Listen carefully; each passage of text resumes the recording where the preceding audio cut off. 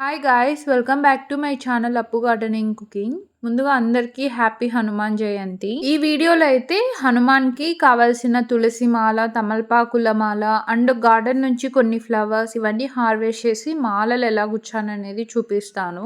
ముందుగా తులసి ఆకుల్ని హార్వెస్ట్ చేశాక ఇవైతే పన్నీర్ ఆకులు మాల గుచ్చుదామని ఆకులతో ఇలా హార్వెస్ట్ చేస్తున్నా. కొంచెం దవనం కూడా హార్వెస్ట్ చేసాము. హార్వెస్ట్ చేసిన ఆకులన్నీ మంచిగా వాటర్‌లో వాష్ చేసేసి ఇలా స్టెయిన్ చేసేసి మాలలు గుచ్చడమే. లాస్ట్ వరకు చూడండి. ఈ ఆకులన్నీ కలిపి మాల గుచ్చాను అండ్ ఆల్సో తమలపాకులతో కూడా మాల గుచ్చాను.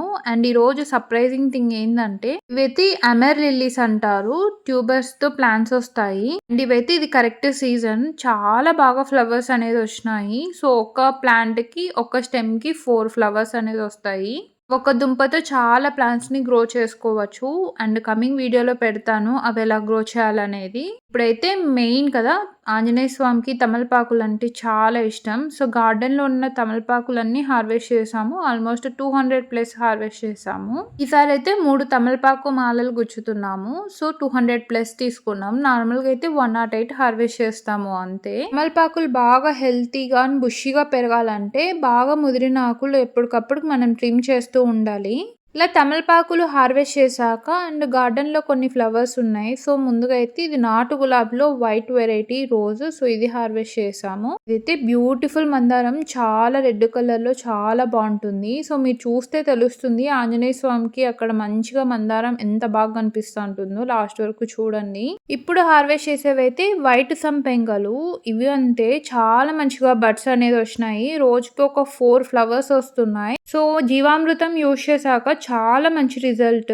అండ్ స్టెమ్ కి అట్లీస్ట్ 5 to 6 ఉన్నాయి బడ్స్ అనేది. మీరే చూడండి, వీడియోలో కనిపిస్తుంటాయి. తమలపాకులు, తులసి ఆకులు అండ్ ఇలా ఫ్లవర్స్ హార్వెస్ట్ చేశాక ఇప్పుడైతే ఈవినింగ్ వెళ్ళాము మేము. సో ఈవినింగ్ ఇలా హార్వెస్ట్ చేసేసి మంచిగా మాల అనేది గుచ్చాము. అండ్ ఈ తులసి మాలలోకి దవనం అండ్ పన్నీర్ ఆకులు కూడా యూజ్ చేసాము. అంటే తులసి ఆకులు ఎక్కువ లేవు, సో అవి మధ్యలో పెడుతూ ఈ ఆకులు కూడా ఇంక్లూడ్ చేసాము.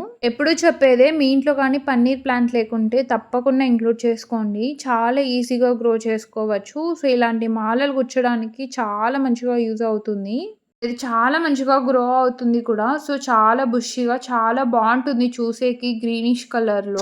తులసి మాల ఇలా కుట్టి స్వామికి ఇవ్వడం బాగా పెరిగింది తులసి చెట్టు. సో అదంతా ట్రిమ్ చేస్తే మళ్ళా బుషిగా పెరుగుతుందని ఇలా ట్రిమ్ చేసి ఇలా మాల అనేది గుచ్చాము. తులసి మాల కట్టేసినాక ఇప్పుడైతే తమలపాకు మాల గుచ్చుతున్నాము. సో ఇది కూడా చాలా ఈజీ.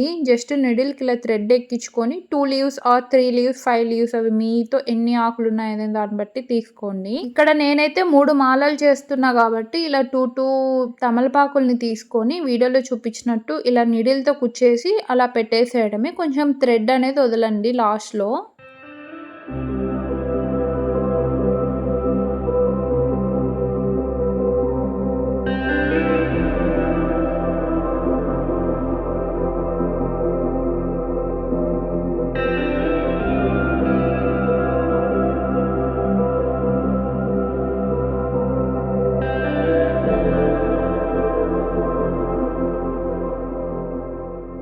తమలపాకు మాల గుచ్చాక ఫైనల్ గా కొంచెం సింధూరం పెడుతున్నాము. అన్ని ఆకులకి సింధూరం ఆర్ గంధం పెట్టచ్చు. సో ఇదైతే మేము వెళ్ళే గుడిలో స్వామీజీ చెప్పినారు, ఆంజనేయ స్వామికి తమలపాకు మీద సింధూరం ఆర్ గంధం ఉంటే అప్పుడు చాలా పవర్ఫుల్ అవుతుందంట లీఫ్ అనేది. సో నెక్స్ట్ టైం మీరు కూడా ఇలానే చేయండి.